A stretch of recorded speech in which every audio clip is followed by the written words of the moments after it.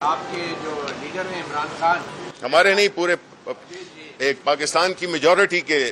Leader, مغربی پاکستان کے جو لیڈر ہیں، مشرقی پاکستان تو وہ پھر آپ کو زیادہ پتا ہوگا بیکاز یہ کہا جا رہا ہے کہ خان صاحب کی ٹیلی فون نہیں اٹینڈ کر رہے نئے آدمی سے۔ دیکھیں، جب اس قسم کا ماحول پیدا ہو جائے جس میں کہ آپ جیسے صحافی اس قسم کے ایک بڑا ہی عامیانہ سوال کریں تو میں تھوڑا ڈس اپوائنٹ ہوتا آپ ہوں۔ سوال سمجھیں؟ میں سوال تو کیوں نہیں سمجھوں، میں آپ کو سمجھتا ہوں تو میں آپ کے سوال کو تو سمجھنا زیادہ آسان ہو جاتا ہے۔ دیکھیں، آپ عوام کے جو نمائندے ہوتے ہیں نا، وہ ان کی ہوتی ہے، ان کی جو قوت ہوتی ہے وہ عوام ہوتے ہیں، اور جو کہ الیکشنز 36 الیکشنز ہوئے اس میں سے 29 ہم نے جیتے، اور کوئی ثبوت چاہیے آپ کو کہ قوت کا منبع کون ہے؟ تو اداروں سے کیوں اپیلیں کر رہے ہیں آپ کے لیڈر؟ ہر ایک نے اپنا کردار ادا کرنا ہے، ہر ایک نے کردار کرنا ہے۔ آپ یہ کہنا چاہ رہے ہیں، آپ بحث میں نہیں پڑے مجھ سے، مجھے سب دیکھیں پورے ملک کو پتا ہے کہ موتی الرحمان سر پورے کون ہے، ٹھیک ہے نا؟ اس لیے آپ مجھے یہ نہ بتائیں کہ میرے ساتھ بحث میں آپ نہیں، آپ سوال پوچھیں۔ فوج کا کیا کردار ہے؟ فوج کا کردار یہ آپ مجھ سے پوچھ رہے ہیں، ہمیشہ رہا ہے، پچھلے 75 سال سے رہا ہے بھائی۔ اس پہ تو یہ کوئی، اگر آپ اپنے آپ کو صحافی کہتے ہیں تو اگر آپ یہ اتنا معصومانہ سوال پوچھ رہے ہیں، آپ مجھ سے کہلوانا کیا چاہتے ہیں یہ مجھے پتا ہے۔ سوال یہ ہے کہ جو 50 ارب لندن سے آیا این سی اے نے دیا پاکستان کو، وہ آپ نے ملک ریاض حسین کو لوٹا دیا،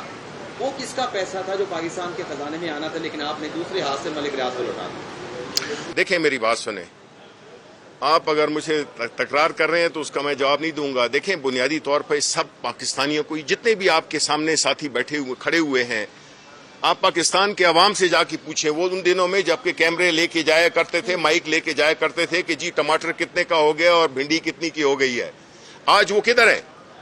مقصد یہ تھا کہ آج جو مہنگائی نے برا حال کر دیا ہے پاکستان کے عوام کا، اس کا آپ سوال نہیں کر رہے ہیں کہ اس کے لیے یہ سوال تو آپ کا بنتا ہے کہ وزیر خزانہ سے آپ پوچھیں، اس حکومت سے یہ جو ایک مسلط کی گئی ہے، ایک جو میری بات سنیں، دیکھیں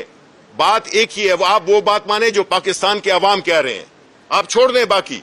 پاکستان کے عوام کیا کہہ رہے ہیں، آپ نے وہ بات سننی ہے۔ ان کا جینا دوبھر ہو گیا ہے اس مہنگائی سے، اس انصاف اس کی وہ نہ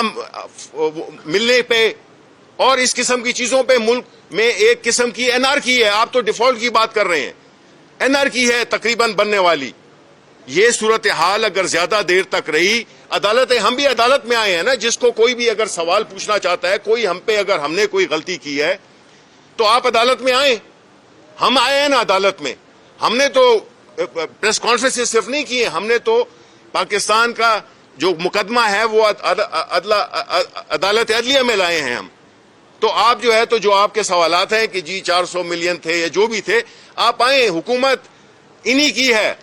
آئیں عدالت میں کہ جی یہ ان حکومت نے یہ کام غلط کیا تھا، آپ جائیں جو بھی انصاف کے، کیونکہ یہ کوئی لڑائی جھگڑے سے تو ہو نہیں سکتا ہے، نہ کسی پریس کانفرنس میں۔ تو آپ کو یہ سوال اٹھانا چاہیے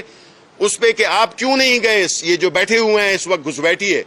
کہ آپ نے ملک ریاض کو دینا بند لفافوں میں، آپ سے پوچھوں گا نا۔ دیکھیں میری بات سنیں، اب اس موضوع کی طرف، بند لفافوں کی طرف نہیں جاتے ہیں کیونکہ بات پھر بہت دور چلی جائے گی۔ جی شبیر صاحب، قرآن صدر میں جو مذاکرات آپ کی پارٹی کر رہی ہے ڈار صاحب کے ساتھ، کیا مذاکرات کے پوائنٹس کیا ہیں؟ اگر یہ مذاکرات کامیاب ہوئے تو کے پی کے پنجاب اسمبلی میں ڈیزالو نہیں ہوگی؟ دیکھیں بنیادی، اچھا سوال جی، دیکھیں بنیادی طور پہ ہم ایک سیاسی پارٹی ہیں اور ہم مذاکرات میں یقین رکھتے ہیں،